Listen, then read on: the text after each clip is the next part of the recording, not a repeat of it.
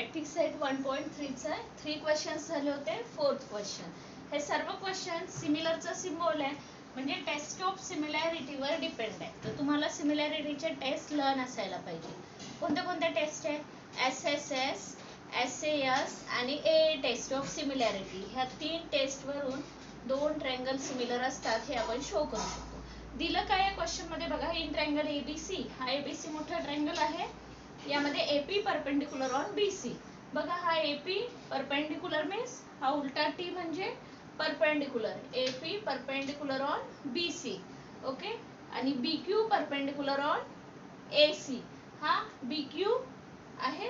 BQ perpendicular means 90 degree on AC. हा BC ला perpendicular आहे आणि हा AC ला परपेंडिकुलर आहे. 90 डिग्रीचे अँगल्स आहे असं दिलंय. इकडे 90 असल्यावर या साईडला कंपल्सरी 90 राहतोच. हा 90 आहे तर इकडचा सुद्धा 90. प्रूव्ह काय करा म्हणते पहिले, triangle CPA similar to CQB दाखवायचं आहे. आता यात खूप सारे ट्रायंगल्स दिसत आहेत, त्यापैकी आपल्याला कोणते 2 सिमिलर दाखवायचे? CPA. कुठे आहे बघा CPA? हा CPA म्हणजे हा इकडच्या साईडचा ट्रायंगल दिसला. हा या साईडचा ट्रायंगल असावाला हा CPA. कोणाला सिमिलर दाखवायचा आहे? CQB. CQB हा इकडचा खालचा दिसतोय. एक हा, एक या साईडचा हा आणि एक खालचा हा. हे 2 ट्रायंगल सिमिलर दाखवायचे आणि त्याच्यानंतर सिमिलर दाखवल्यावर तुम्हाला ह्या 3 व्हॅल्यू दिल्या तर चौथी व्हॅल्यू फाइंड करायची. आता फाइंड तर नंतर बघूया. त्याच्या आधी काय दाखवा म्हणत आहे? सिमिलर दाखवा. मग सिमिलर दाखवायसाठी तुम्हाला या 2 ट्रायंगल्सच्या साइड्स माहिती आहेत का हे तर नंतर शो करायचं आहे ना. स्टार्टिंगला साइड्सच्या पेअर नाही माहिती. मग अँगल माहिती आहे का? तर हो, या ट्रायंगल मधला हो ना, हा ट्रायंगल या ट्रायंगलचं नाव होतं, या ट्रायंगल मधला P अँगल 90 डिग्रीचा आहे. तसाच हा जो खालच्याचं नाव होतं याच्यातला हा 90चा म्हणजे 90-90 एक अँगलची पेअर झाली. आणि दुसरी अँगलची पेअर कोणती आहे तर हा C अँगल बघा दोन्ही ट्रायंगल मध्ये येतो. या ट्रायंगल मध्ये पण C अँगल येतो आणि हा जो खालचा ट्रायंगल आहे बघा हा, याच्यातही तो C अँगल येतो. तर C अँगल हा पहिल्याही ट्रायंगल मध्ये येतो, दुसऱ्याही ट्रायंगल मध्ये येतो. त्याच्यामुळे हा काय झाला? Common angle. म्हणजे एक कॉमन अँगलची पेअर आणि एक 90 डिग्रीची पेअर आपल्या जवळ आहे. म्हणजे AA टेस्ट ऑफ सिमिलॅरिटीनी 2 ट्रायंगल्स आपण सिमिलर दाखवणार. समजलंय? हा, तर AA टेस्ट साठी स्टार्टिंग कशी करायची? प्रूव्ह करायचं आहे. तर आपल्याला काय करावं लागेल? तुम्हाला आन्सर शीटवर पहिल्यांदा, आता मी क्वेश्चन लिहिला आहे, आन्सर शीटवर पहिले ही डायग्राम जशीच्या तशी काढायची. कधी पण प्रूफ करायचं आहे तर पहिले डायग्राम ड्रॉ करायची असते. आता मी डबल काही ड्रॉ नाही करत, ऑलरेडी करून दिली आहे, पण तुम्हाला आन्सर शीटवर डायग्राम ड्रॉ करावी लागेल. ओके. डायग्राम काढल्यावर काय लिहायचं? गिवन. गिवन मध्ये जे दिलं आहे ते जसंच्या तसं. काय काय दिलं आहे? इन ट्रायंगल ABC काय दिलं आहे? AP perpendicular on BC. आपण लिहिताना सेगमेंट लिहायचं, परपेंडिकुलर ऑन सेगमेंट BC. आणखी काय दिलं आहे? Segment BQ perpendicular on segment AC. ठीक आहे, हे 2 दिलं आहे. हे तर प्रूव्ह करायचं आणि ह्या पण व्हॅल्यूज गिव्हन आहे. काय दिलं आहे आणखी? AP इज 7, BQ इज 8 आणि BC इज 12. हे दिलं आहे. प्रूव्ह काय करायचं? बस एवढीच गिव्हन इन्फॉर्मेशन आहे. आणखी काही इन्फॉर्मेशन असली तर लिहायची. प्रूव्ह काय करा म्हणत आहे? Triangle CPA is similar to triangle CQB. हे 2 सिमिलर आहे. हा सिमिलरचा सिम्बॉल आहे. हे शो करायचं आहे. त्याच्यासाठी प्रूफ लिहायच्या आधी यात आणखी फाइंड पण करायचं आहे, म्हणून फाइंड पण लिहायचं. काय फाइंड करायचं आहे? AC. या व्हॅल्यूज दिल्या, AC फाइंड करा. आता याच्यासाठी आपल्याला काय लिहायचं? प्रूफ लिहायचं. तर प्रूफ लिहिताना गिवन लिहिला, डायग्राम काढायची पहिले, गिवन, प्रूव्ह, याच्यात फाइंड पण करायचं होतं म्हणून मी फाइंड लिहिलं. फाइंड करायचं असलं तर मग ते लिहावं लागेल. आणि मग प्रूफ. प्रूफ मध्ये काय करायचं? जे 2 ट्रायंगल सिमिलर दाखवणार त्या 2 ट्रायंगलचे पहिले नावं लिहायची. इन ट्रायंगल कोणते 2 ट्रायंगल सिमिलर दाखवा म्हणत आहे? CPA आणि CQB. हे आहे ना प्रूव्ह दॅट मध्ये CPA CQB. ट्रायंगलचा सिम्बॉल काढायचा आणि लिहायचं CPA अँड लिहायचं CQB. ठीक आहे, लिहिला. मग आता हे 2 ट्रायंगल पहिले अँडच लिहायचं. हा, कोणत्या टेस्टने सिमिलर दाखवायचं हे पहिलेच ठरवायचं. कोणती टेस्ट? ए टेस्ट. मग ए टेस्ट साठी ही एक अँगलची पेयर आणि ही दुसऱ्या अँगलची पेयर, हो ना. एक अँगलची पेयर लिहा आणि दुसरी अँगलची, मग ए ए, मग हे दोन ट्रायंगल काय होईल? सिमिलर होईल. याचं नाव बरोबर लिहायचं. रिझन काय लिहा?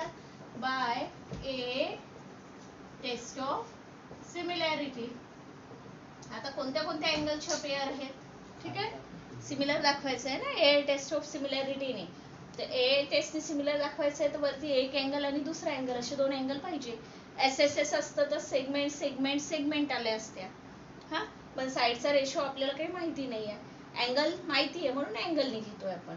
साईड्स तर नंतर माहिती झाल्या फाइंड करायसाठी. बरं, कोणता अँगल कोणाला? आता 90 डिग्री आहे. पहिले कोणत्या ट्रायंगलचं नाव आहे? सीपीए. तर सीपीए बघा, सीपीए हा ट्रायंगल आहे. हा, याच्यातला 90 डिग्रीचा अँगल कोण आहे? या ट्रायंगल मधला हा 90 आहे. तर याचं नाव तुम्ही एपीसी वाचा. फक्त अँगल पी नाही लिहायचा. एक तर एपीसी पूर्ण नाव 3 अल्फाबेटने, सीपीए. एपीसी सीपीए काही लिहिलं तरी पी मधातच येणार नाही. मी एपीसी लिहिते. अँगल एपीसी कोणाला सारखा? पहिल्या ट्रायंगलचं नाव होतं हे, राईट. हे पहिला ट्रायंगल आहे, त्याच्यातला हा पी 90 डिग्री. दुसरा ट्रायंगल हा खालचा आहे. याच्यात कोण 90 आहे बघा? हा 90 होता. आता कोण 90 आहे? हा 90 आहे. आता याचं नाव कसं लिहिता? बीक्यूसी लिहा, नाही तर सीक्यूबी लिहा. कसे लिहा? सारखंच आहे, क्यू मधातच येतो. तुम्ही बीक्यूसी लिहत आहे, बीक्यूसी. पहिल्या ट्रायंगलचा हा पी अँगल हा वाला, दुसऱ्या ट्रायंगलचा हा क्यू अँगल हा वाला. दोघं का बरं सारखे आहेत? कारण दोघं पण परपेंडिक्युलर आहे म्हणजे 90 डिग्री आहे. तर रिझन काय लिहाल? Each of 90 degree. किंवा बोथ आर राईट अँगल असेही लिहिलं चालते. राईट अँगल म्हणजेच 90 डिग्री. इच ऑफ, प्रत्येक जण 90-90च आहे. दोघांचं मेजरमेंट सेम आहे 90-90 डिग्री, म्हणून हे दोघं कॉन्ग्रुएंट. लक्षात आलं? कधी पण 90 डिग्री असतील दोघं तर रिझन काय लिहाल? Each of 90 degree. ओके. हा, आता दुसरा कोणता अँगलची पेअर सारखी होती? एक तर 90 डिग्री होती, दुसरा कोण होता? हा सी. बघा, हे पहिल्या ट्रायंगलचं नाव आहे सीपी. हा ट्रायंगल पहिले ज्या ट्रायंगलचं नाव आहे त्याच्यातलाच अँगल लिहायचा. तर कोणता अँगल आहे? C angle. कसं लिहा? एसीपी किंवा पीसीए. समजलं? हा सी अँगल घ्यायचा या ट्रायंगल मधला. तर सीचं नाव कसं लिहाल? या ट्रायंगल मधला आहे तर पीसीए लिहा, नाही तर एसीपी. पहिले बघायचा कोणता ट्रायंगल पहिले ट्रायंगलला पाहायचं. हा ट्रायंगल. मग या ट्रायंगल मधला सीचं नाव कसं लिहाल? एसीपी, नाही तर पीसीए. मी एसीपी लिहित आहे, असं लिहत आहे. एसीपी म्हणजे हा सी अँगल झाला या ट्रायंगलचा. आता याच ट्रायंगलचा सी अँगल बघायचा. तर हा ट्रायंगल पहिले बघायचा आणि मग त्याचा अँगल. ट्रायंगल सीक्यूबी. सीक्यूबी कुठे आहे बघा? सीक्यूबी हा ट्रायंगल आहे खालचा, राईट. या ट्रायंगल मधला कोणता अँगल? C angle. तर याचं नाव कसं लिहा? ट्रायंगल इथपर्यंतच आहे ना तुमचा, तर क्यू सी बी, नाही तर बी सी क्यू असं लिहा, नाही तर असं लिहा. समजा मी क्यू सी बी लिहिते, क्यू सी बी. बघा, पहिल्या ट्रायंगलचा सी अँगल, दुसऱ्या ट्रायंगल मधला सी अँगल, हो ना. अँगल आहे ते. तर दोघं पण सी सी अँगल आहे. तर रिझन काय लिहाल? दोन्ही पण एकच अँगल आहे, तर कॉमन अँगल. ठीक आहे. दोघंही 90-90 पहिले बघायचं. ट्रायंगल बघायचा, त्यातला 90 डिग्री अँगल असा लिहा, नाही तर असं लिहा. ट्रायंगल बघायचं, त्यातला 90-90 ला इच ऑफ 90. देन दोघांमधला सी कॉमन होता, तर कॉमन अँगल. मीन्स ही एक अँगलची पेअर, ही एक अँगलची पेअर. म्हणजे ए टेस्ट ऑफ सिमिलॅरिटीने हे दोन ट्रायंगल सिमिलर आहेत. बरं, याचं नाव तर सीपीए लिहिलं, याचं बरोबर याच्यासोबत करस्पॉन्डन्स आलं पाहिजे. तर सी अँगलला सारखा कोण होता? हे तर ट्रायंगल सिम्बॉल आहे, बट याचं त्याच्यासोबत करस्पॉन्डन्स आलं पाहिजे. तर सी ला सारखा कोण होता? सी होता. ठीक आहे. त्याच्यानंतर पी ला सारखा कोण होता? अँगल पी ला क्यू सोबत आला पाहिजे. तर पी मधात आहे तर क्यू मधात, हो ना. किंवा डायग्राम मध्ये दिसते. पी ला कोण सारखा आहे? क्यू. मग पी मधात तर क्यू मधात. मग सी झाला क्यू झाला. कोणाचं नाव उरलं? सी क्यू बी ट्रायंगल आहे. सी झाला क्यू झाला तर बीचं नाव उरलं. तर जेव्हा सिमिलर लिहितात बरोबर या अँगलचं त्या अँगल सोबत करस्पॉन्डन्स सारखं आलं पाहिजे. म्हणजे काय सारखं आलं पाहिजे? हा अँगल पहिल्या जागेवर तर दुसराही अँगल त्याच्यासोबतचा पहिल्याच जागेवर. हा जर मधात आहे तर ह्याच्या सोबतचा पी ला सारखा क्यू होता तर क्यू पण मधातच पाहिजे, तर तुमचं पुढचं कॅल्क्युलेशन राईट. ठीक आहे, ही झाली ए टेस्ट ऑफ सिमिलॅरिटी. झालं, प्रूव्ह करा म्हणत होत्या, प्रूव्ह झालं ना, दोन ट्रायंगल सिमिलर आहे. प्रूव्ह केल्यावर असं लिहायला लागते ना, प्रूव्ह केलं म्हणून. प्रूव्ह दॅट, शो दॅट असेल तर ह्या स्टेप कंपल्सरी आहे. डायग्राम काढा, गिव्हन, प्रूव्ह आणि प्रूफ लिहा. हे झालं. आता काय फाइंड करा म्हणत आहे, एसी. आता याच्यासाठी आपल्याला माहित आहे दोन ट्रायंगल सिमिलर झाल्यावर आपण करस्पॉन्डिंग शब्द लिहू शकतो. कसं लिहिता साईड, पहिले दोन अल्फाबेट तर याचे पण पहिले दोन अल्फाबेट, असं रेशो इक्वल राहते.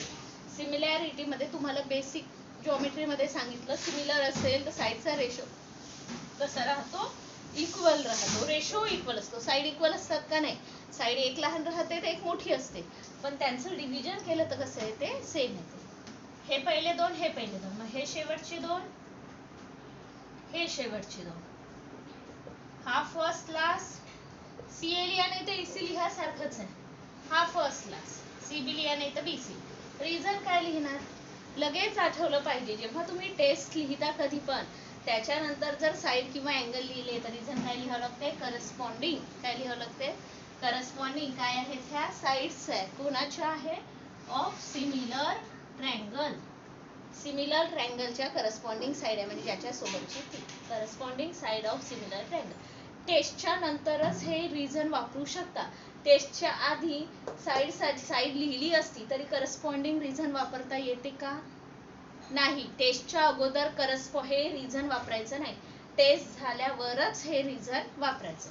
आता ज्याच्या पुढे त्याची व्हॅल्यू, सीपी ची व्हॅल्यू माहित आहे का बघा, नाही माहिती, जसंच्या तसं.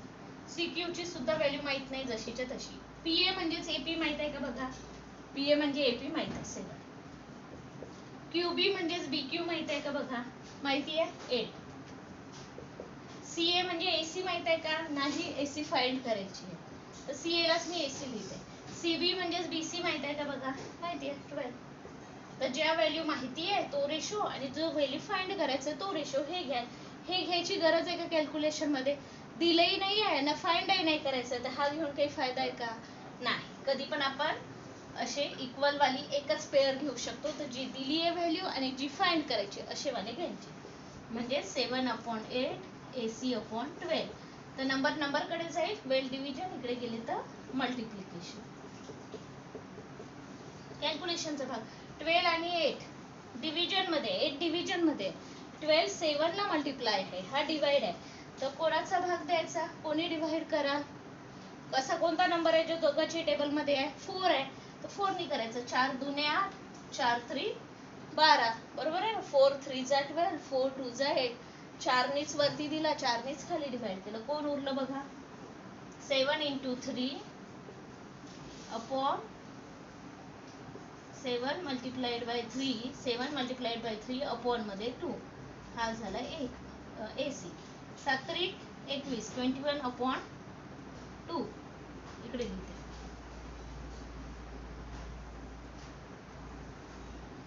काय आला, 21/2 एसी.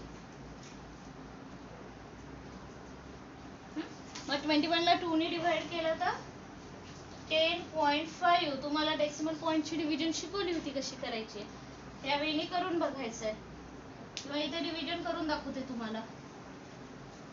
2 1 0. एका वेळेस एक नंबर, एका वेळेस किती नंबर खाली घेता, एक वेळ. हे झालं सबट्रॅक्शन, एका वेळेस एकच नंबर खाली घ्यायचा आहे आणि खाली घेतलेला नंबर कंपल्सरी डिवाइड करावा लागतो. तो 2 पेक्षा 1 लहान आहे तर कितीचा भाग द्याल, 0चा. हे विसरता नाही तर काही जण 10th मध्ये असून सुद्धा 0चा भाग देत नाही. कंपल्सरी खाली एका वेळेस एकच घ्यायला लागते, त्याला कंपल्सरी डिवाइड करायला लागते. 1 - 1 0 1 झाली सबट्रॅक्शन. सबट्रॅक्शन झाल्यावर एक नंबर खाली घेता, मग खाली घ्यायला तुमच्याकडे नंबर आहे का, नाही, तर काय करता, पॉइंट देऊन 0. नंबर संपले एका साईडला पॉइंट द्यायचा आणि 0 द्यायचं खाली. 2 पंचे 10. तर 21 ला 2 ने डिवाइड केलं तर इथे आन्सर किती आलाय, 10.5. ते झालं एसीचं answer. Therefore AC = 10.5. Metre centimetre काही दिलेलं आहे, काहीच नाही दिलंय, तर काय लिहाल, AC इक्वल टू 10.5 युनिट्स लिहाल. स्पेस नाही आहे, मी खाली लिहिते, तुमच्या नोटबुकमध्ये जागा राहील. 10.5च्या बाजूला लिहायचं. ठीक आहे. तर पहिले दोन ट्रायंगल सिमिलर दाखवायचे होते. तर पहिले दोन ट्रायंगल डायग्राम मध्ये कोणते हे बघून घ्यायचे. एक असा होता या बाजूचा आणि एक खालचा. तर सिमिलर दाखवायचे म्हणजे ए टेस्टनी सिमिलर दाखवले आहे. एक अँगलची पेअर 90 डिग्री वाली घेतली, एक अँगलची पेअर कॉमन अँगल घेतला. तर दोन्हीपैकी कोणतेही तुम्ही पहिले लिहू शकता. कॉमन अँगल हे पहिले लिहू शकता किंवा एच ऑफ 90. सिमिलर दाखवल्यावर, सिमिलर असल्यावर साईडचा रेशो सारखा असते. रेशो लिहिला करस्पॉन्डिंगनी, व्हॅल्यू टाकल्या आणि मग कॅल्क्युलेशन तर नेहमीचेच आहे. डिव्हिजन तुम्हाला करून दाखवली आहे, बेसिक क्लासमध्ये शिकवली आहे पॉईंटची डिव्हिजन. ठीक आहे. तर या वेळी तुम्हाला प्रॉब्लेम सॉल्व्ह करायची आहे. पण एका याच्यात काही जणांना नाही समजणार. ज्यांचं 9th मध्ये जॉमेट्री खूप वीक होतं त्यांना 10 डिफिकल्ट जाऊ शकते. बट तुम्हाला लक्षात ठेवा, अगदी 9th पासून तर सगळं जॉमेट्री शिकवलं आहे. बेसिक जॉमेट्री पुन्हा पुन्हा वाचत जा, पुन्हा पुन्हा व्हिडिओ बघा, कॅल्क्युलेशन करा. हे सुद्धा 2-3 वेळा रिपीट व्हिडिओ बघा, एका याच्यात नाही समजेल तर. आणि कॅल्क्युलेशन तुम्हाला जोपर्यंत आन्सर येत नाही तोपर्यंत करून बघा, सोडून नाही द्यायचं. प्रॅक्टिस करा, सगळ्यांना जॉमेट्री इझी जाईल. 1 महिना लागेल तुम्हाला त्या याच्या फ्लोमध्ये यायला, पण 1 महिना तुम्ही कंटिन्युअसली प्रॅक्टिस करत राहिले. जुने झालेले जॉमेट्रीचे प्रॉब्लेम जे सुरू आहे आता ते, तर नक्कीच सगळ्यांना जॉमेट्री सुद्धा इझी जाईल अल्जेब्रासाठी. फक्त तुम्हाला तुमच्या साईडने एफर्ट्स घ्यावे लागतील. ओके.